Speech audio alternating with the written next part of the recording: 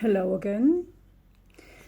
I just found a very interesting article about Turkic and American Indians, the connections between them in history.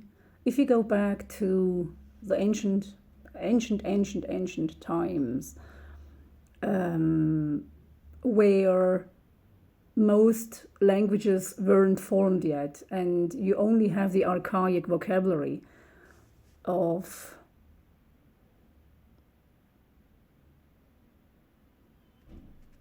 the words. So we have a Turkologist here. So Abrar Karimullin, who lived until the year 2000, and he was a professor at Kazan University. He found out, he was one of the Turkologists who found out about the Proto-Turks and the American Indians, and that they had the language in common, and also, of course, a common ancestor. So there are lots of hypotheses, but I share mostly the one that has something to do with a common vocabulary, especially, and the type of language that they shared. So this was the most ancient form, most probably of, I'm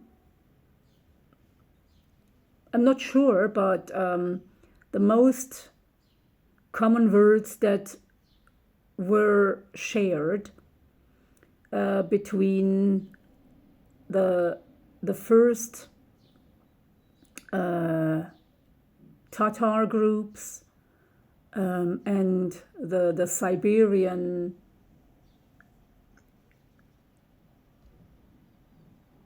communities, and of course how the Indians went into North America and the common words that they took with them.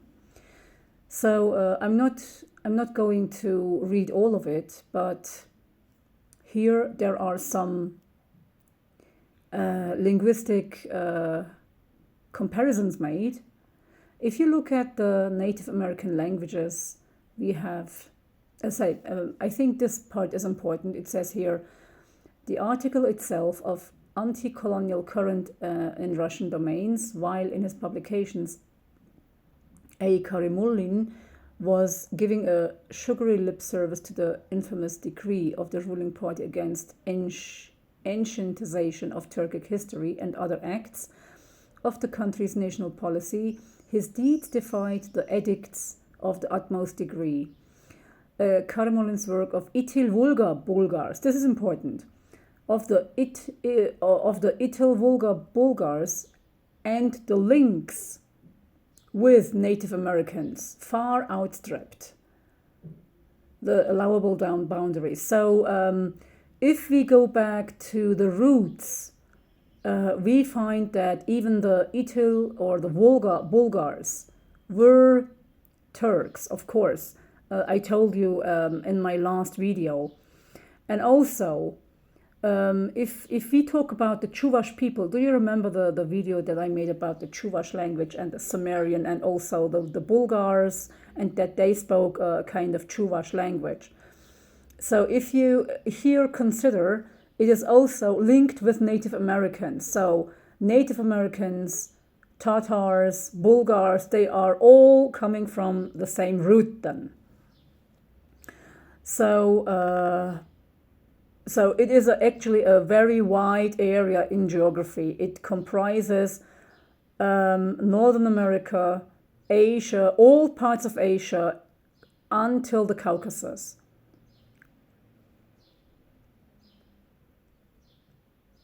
So Karimullim, it says here, wait a minute, links with Native Americans far outstripped the allowable boundaries and were circulated in the original form long before they could be despoiled enough to penetrate the censorship barriers.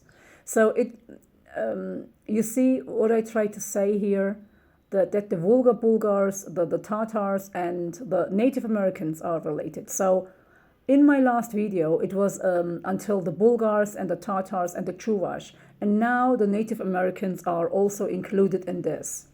So this actually takes back Turkish roots and the common language, not the common language, but the oldest words of the oldest common words that were shared with the with Turkish and Native American, especially the some tribes, some American, some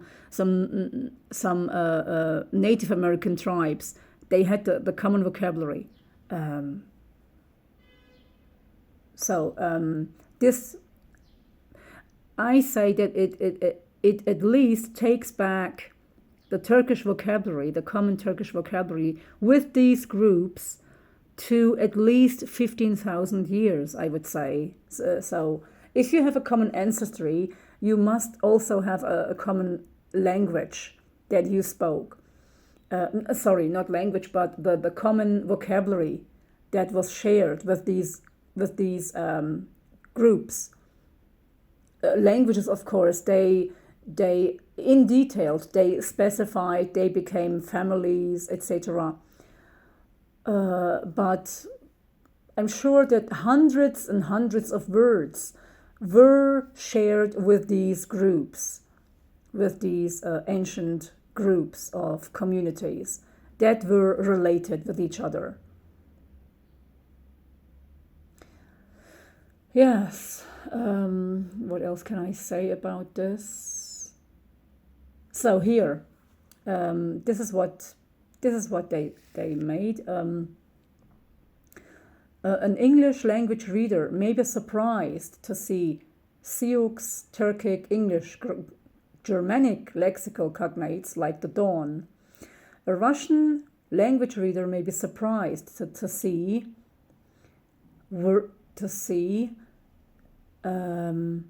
Sioux, Turkish, Russian cognates. So these cognates, which do not have anything common with Indo-European precursors, demonstrate propagation of the words which already existed in the basic vocabulary 20,000 years ago. So it even goes back to 20,000 years, before the future Americans commenced their flare flag voyage, etc., etc., it says here. So if you consider before the discovery, it says here, that everyone equipped with 2 ears was a Proto-Indo-European Iranian speaker. So it has nothing to do with this. Yes. So let's come to terms with that. It has nothing to do with Proto-Indo-European. It has nothing to do with Indo-European. It was a common language which was formed together with the Sioux, Turkic, English, Germanic, and Sioux, Turkic, Russian cognates. So you see, the Turkish is actually everywhere, or Turk. So the Turkic language is actually everywhere. The first ancient Turkish roots you find everywhere. So it's a mixture between the language families actually. So if you have a look at the agglutinative languages, I told you before that the agglutinative languages were the oldest that were formed in Siberia and in Asia. That's what I claimed. And I most probably think that this was also stated here. It says here, an interesting insight can be gained from the numerical valuations cited by A. Karimulin, supposing that the base vocabulary of the hunter-gatherers who reached the American shores was around 2,000 word roots. So, okay, about 2,000 words. They came with 2,000 words, and the eyeball quantity and quality of 200 Turkic roots is accurate. So out of this was around 200 Turkic roots. And then it says, if you look at the agglutinative languages of 12.5 percent millennia for 70.2 KYKs and 33.1% millennia for 10.1 KYKs. So here I would like to draw your attention to the agglutinative languages. So this means that the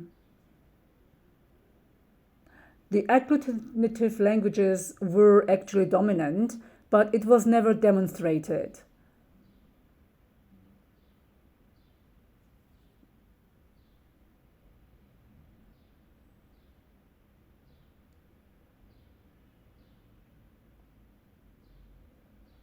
Okay, here it goes on talking about the agglutinative languages. I'd like to skip these parts.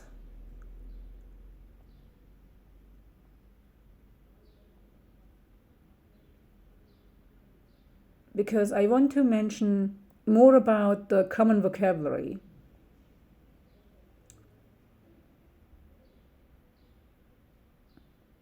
So these are the contributors to the Kazakh, the Uzbek, and the Siberian languages.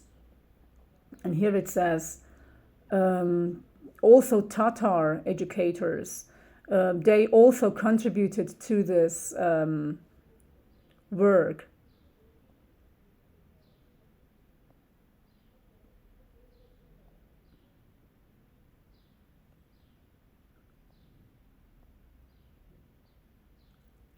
So I'm skipping this part. So what I want to stress here actually is that the Tatars are such an ancient people, and the Turks, following all Turkic communities. It also talks about Otto Rohrik, who was also a Turkologist, and he made certain studies on the Tatar language with the Finnic languages, so he made studies on that.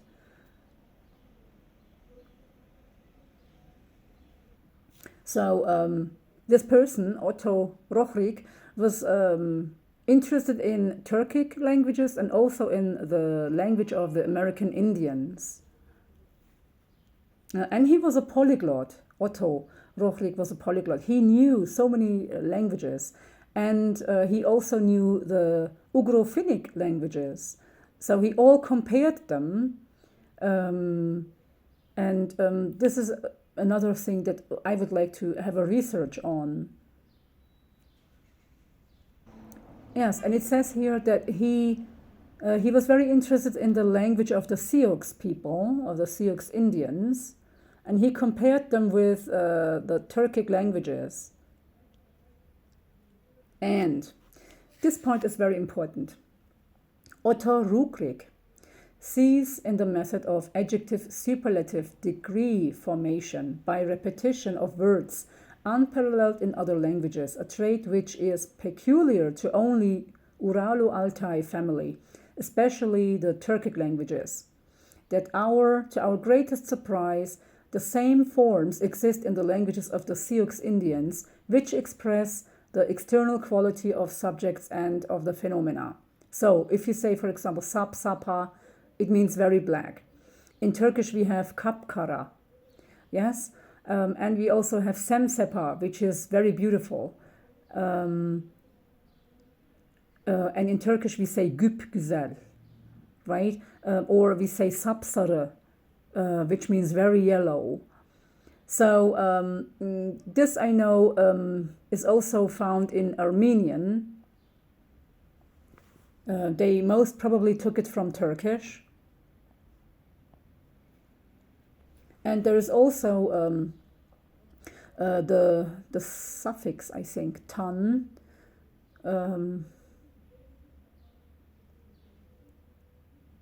which also fits. We also have other phrases, like for example, when you add certain suffixes to certain words, they come to the same meaning. So For example, we have Turkic words Khan, and Vakan, Sioux words Vakan. So if you drop the W, it is Akan. So most probably Hakan came out of it. So Ata, of course, in Tatar means father, and we also have Appa in the Etrusc language, and it goes on, like you see the similarity. So we can say then it is stated by Otto Rochrig that he sees the language of the Sioux Indians, that they belong to the Uralo-Altai family, and in this family we see the Turco-Tatar group. So it is very closely related to the Turco-Tatar group. And the Sioux American Indians are the immigrants from Great Asia. Yes. So Otto Rochrig investigated this, and he made lots of research on that. And okay. And he also studied Turkic languages in France. And there are also Russian Orientalists who studied the languages, the Turkic languages. And here it goes on with the travels of Otto Rochrig to that area.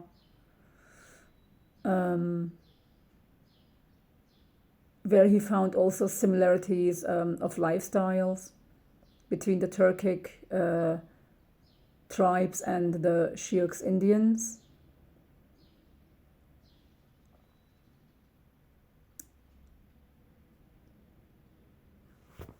Oh yes, so I would like to say this. After demobilization from the army, O. Rochrig turned to a study of Sanskrit language. This is very important.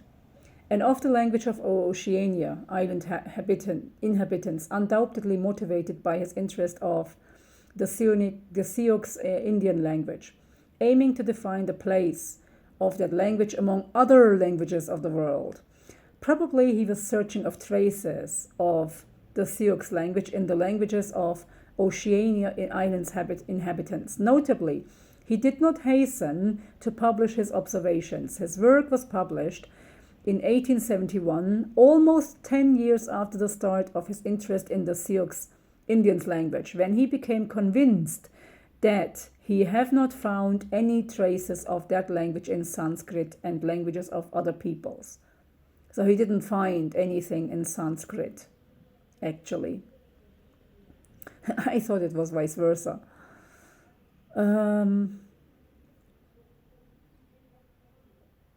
So Otto Rochrig also, it says here, theoretically he knew all main languages of the world. He was a man of great erudition and recognized philologist. In his conclusions, he was very cautious, and he did not pursue sensations, etc., it says here. So he was very convinced of his accuracy. So why shouldn't he be right? Because it makes sense. So there is a genetic relationship of the Sioux language with Turkic languages, it says here, and they are the Altai-Ural linguist family. So Altai-Uralic proto-language hypothesis doesn't have sufficient lexical or morphological evidence, it says here, and now linguistically Ural-Altaic is related, or it is treated as Uralic and Altaic. Well, actually, it is. It should be not separated. I mean, that's what I think. Turkish is very, very close to Uralic, more than Altaic, but it is in between. It also affected the Mongolian language. That's what I think. but it was more probably in the northern part of the Altais that it actually originated, because it has more common vocabulary with that area. So here it goes on with the Sioux clan. I'm skipping this part. I'm skipping this part because it is all about America and the American Indians and what they had gone through. So here it is actually about the culture and the ethnography about the American Indians. So, but the North American Indian languages in general. So it's not only comparing the Sioux language, but also the other languages in that area. So here, if you have a look at the Turkic languages and the Sioux Dakota language, I will also tell you the Turkish. I will also tell you the Turkish word for it. If you have, for example, yudek, which means to drink, yudum means a sip, taking a sip in Turkish. And here we have the Turkic languages like yutak, for example, or yotki. I have to think of vodka now. I don't know why. It's very close to vodka. Maybe that also means to drink. Very interesting. So, yuheb means to swallow. Yotu, yes. So yotu and yotub means to swallow. So yutmak is the Turkish form. Okay, ichu means to drink. In Turkish, it is içmek. When you drink something, içtim, for example, when you say içtim, it means I drank. So ichu is in the Turkic languages. So you see the similarity here. So yasu, yasa, to sentence. Okay, so it actually means law in Turkish. But when you make a sentence, when you sentence somebody to death, for example, I'm skipping some of them because I don't know really what it means here. When you expel somebody, it means coup. It must have actually have a certain meaning, but to me, this word doesn't make sense because I don't know the oldest Turkish form for it.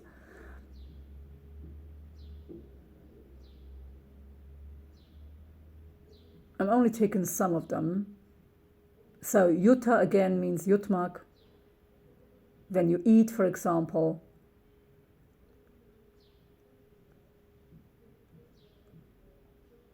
So here you see the comparison of these.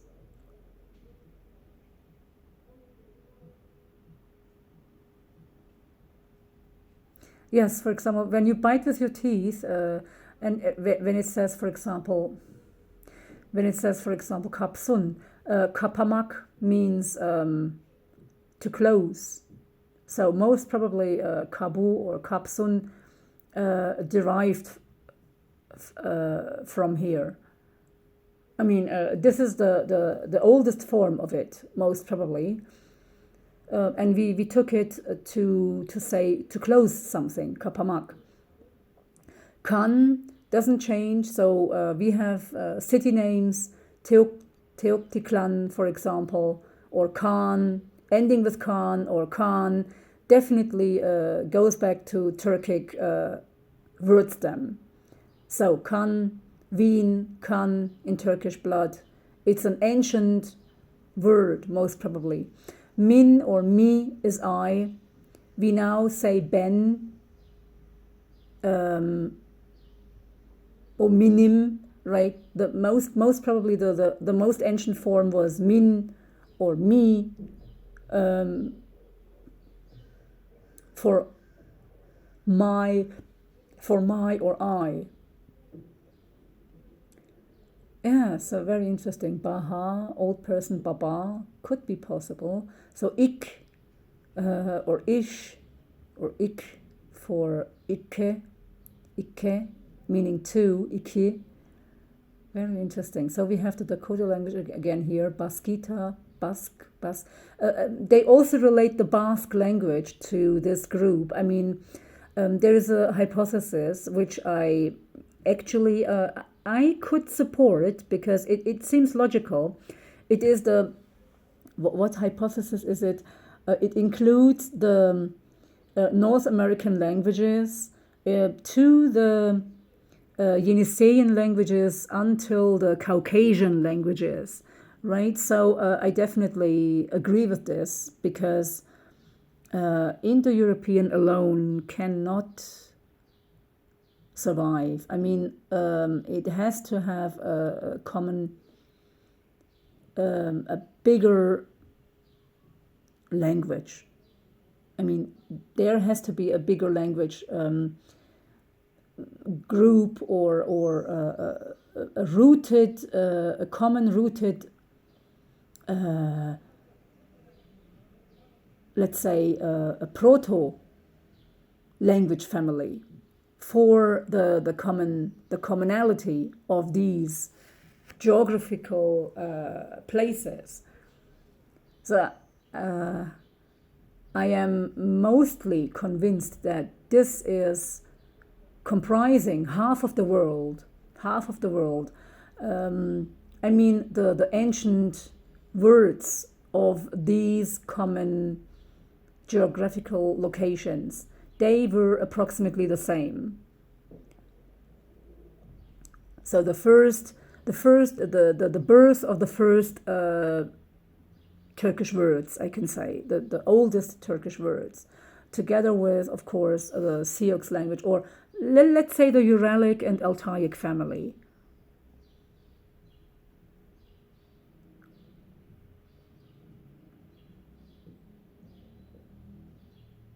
I'm skipping some parts, as I said.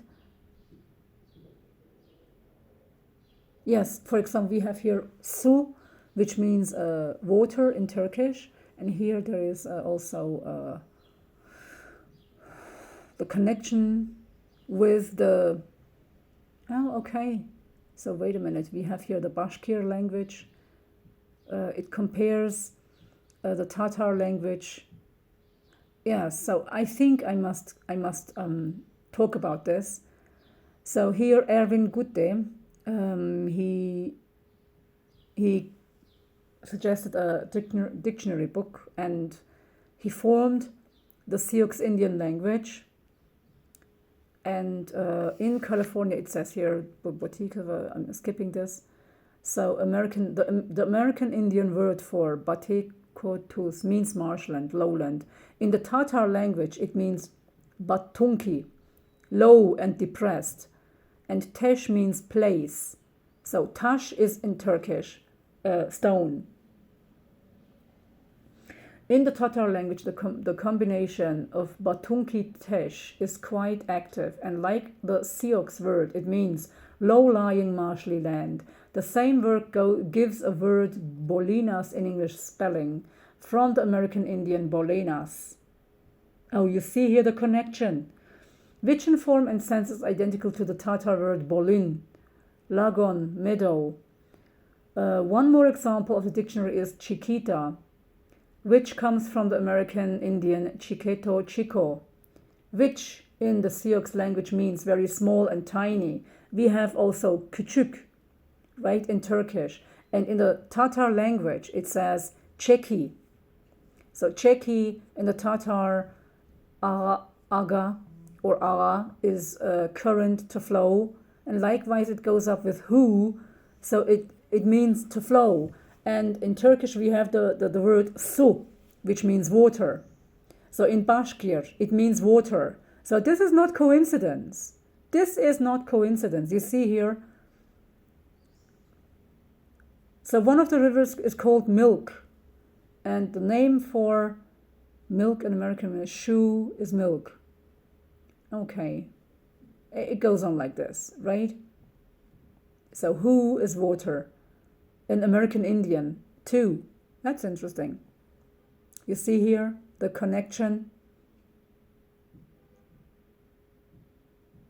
Yes, yes. So Isa is mother. Isanam, my mom.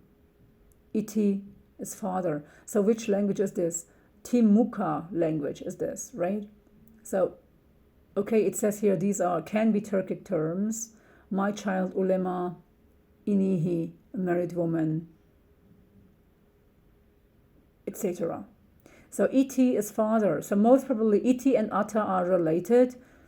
So because you cannot actually pronounce iti in original Turkish. It must have been ıtı, because Turks they originally they couldn't pronounce the word e.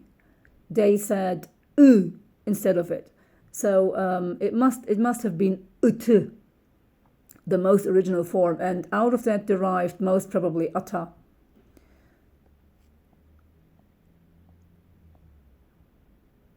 So I'm going down because I want to actually also look at the Mayan language and also compare the Mayan language. So here we also have the American Indian languages, the Aztec groups, and the other Mayan languages here. So if you look here, we have Yash. Yash means young, or it means how old you are in Turkish. So most probably it derived from this word. When we say, for example, yaşlı, it means an old person. But when we say yaş, it means age. So kun is actually sun in the Mayan language, and gün derived from it most probably. But the original form is kun, which means day in Old Turkish, because the G's, they were formed originally with K's. So like, for example, instead of saying geldi, you would say keldi. So the strong consonants were used, not the weak ones, but the strong ones. So a few more words.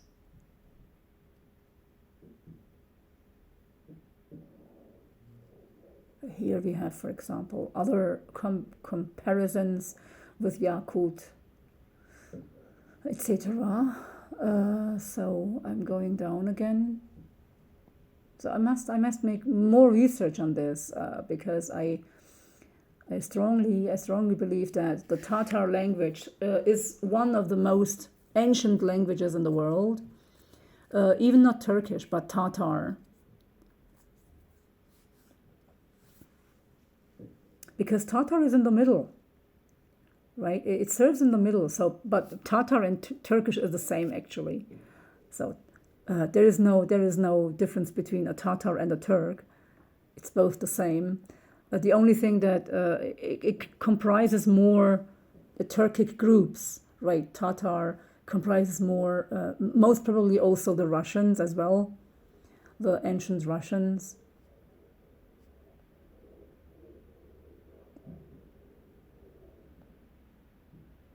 Very, very interesting. In the Mayan language, we have kosh for bird. Kush is the Turkish one. So it actually didn't change that much. We have, for example, imish or yamish or jimish for fruit.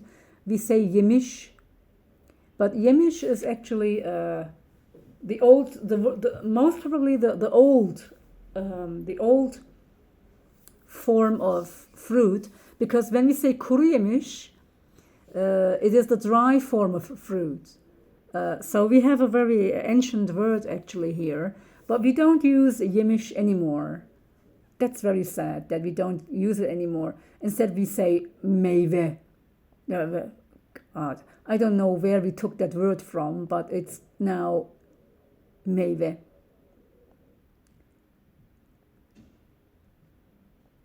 Okay, again, ichu means to drink here, etc. And ak, right? Ak means white. We have ak, meaning white, light. For example, ak baba, ak deniz, and the opposite is kara. So ik is two, muluk is rich here, muluk is abundance, and bolluk, we now call it bolluk, right, in Turkish, in modern Turkish. So you see the suffix here, how it takes a suffix. The K's are suffixes. So pa, po, su, hu, water. Ah, okay, ku is spirit, and kot is also spirit. So most probably kut. So this is the very old form of kut in Turkish. So kut means spirit in Turkish. I know the word, but I didn't know the meaning of it. When you say, for example, in Turkish, kut verdim, so that's the spirit. You give the spirit to somebody else. Okay, çaçak, for example, is beautiful. Çiçek is flowers in the Turkic languages, and we call çiçek. So we say çiçek in Turkish. It didn't actually change much, which is very, very surprising, astonishing, and happy. It makes me happy to hear this. So it goes on like this, right? So I'm skipping these. And here it talks about the Mayan words and the other words like that. So we also have Stik Vakander. I never heard of these Orientalists. But they contributed very much to the Turkish family, to the Turkic families, and of course to the uralic altaic families. Actually, I would say uralic altaic was not a very isolated branch. It had to do, it very probably had to do with other language groups as well, because it comprised lots of other words, most probably, that later derived into other language branches, like the Indo-European language family, or the other Tibetan language families, or the which ones? Most probably other language families, right? But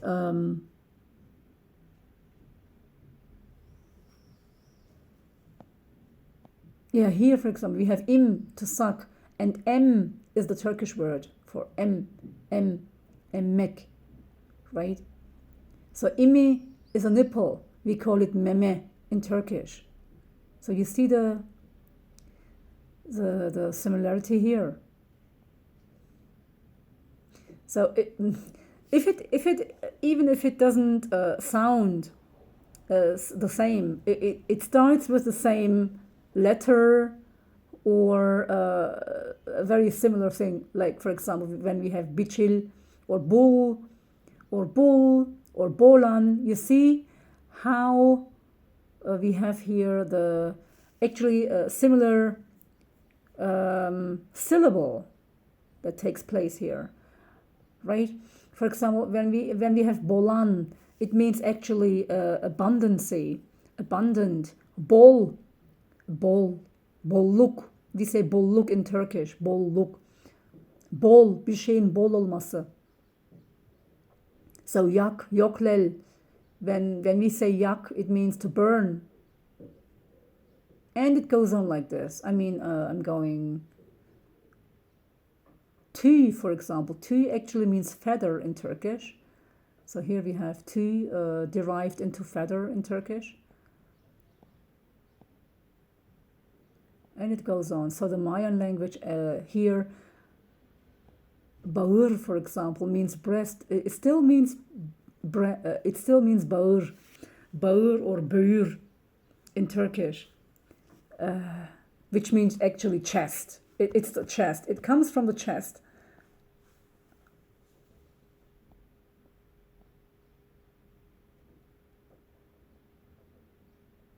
Okay, box meaning empty. Boş, we say boş in Turkish.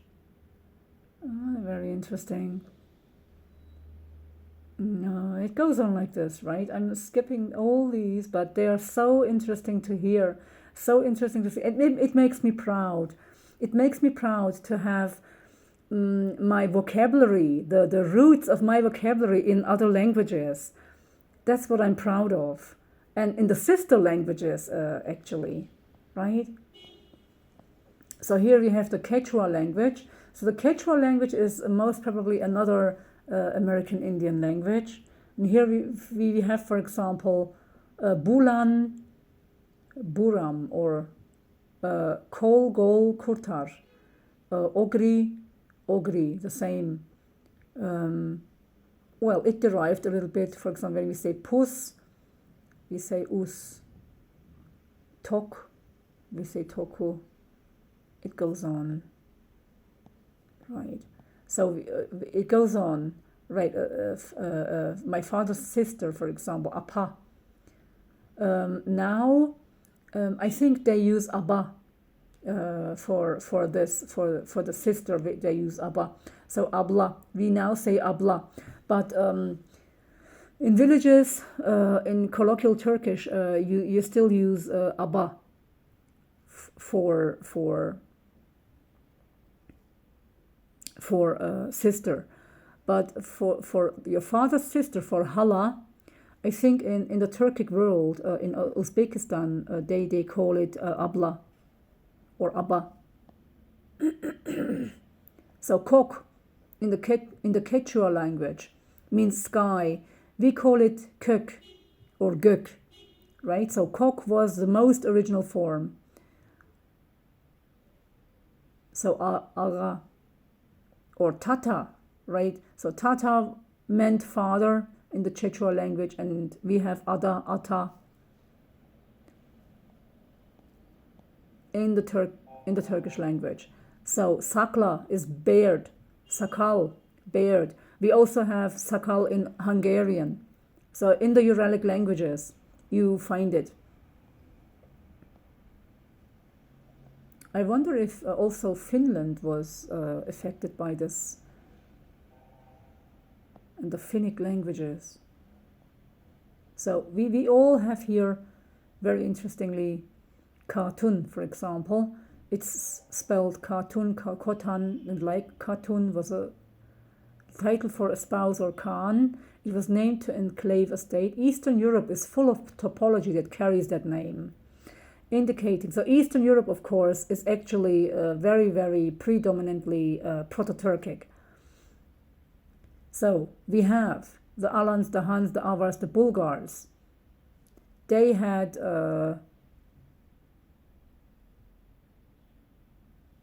Hatun for this. So they also used Khan or Khatun, a Turkic title.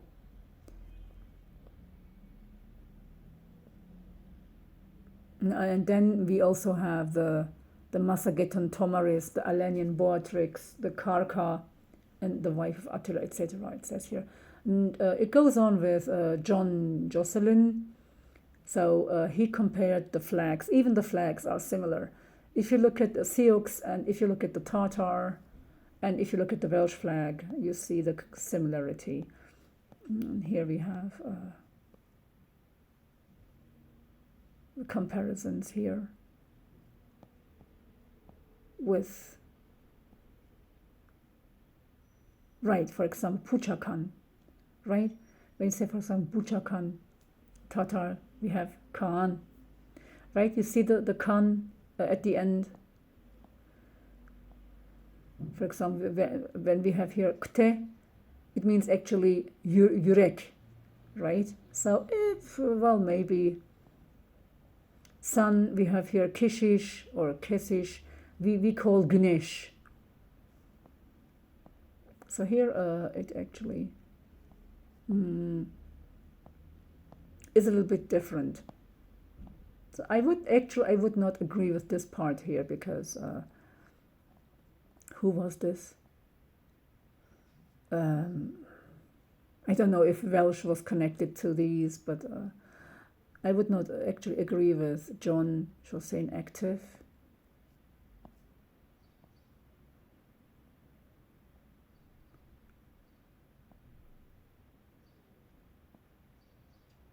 But except with blood, of course, with the kam word.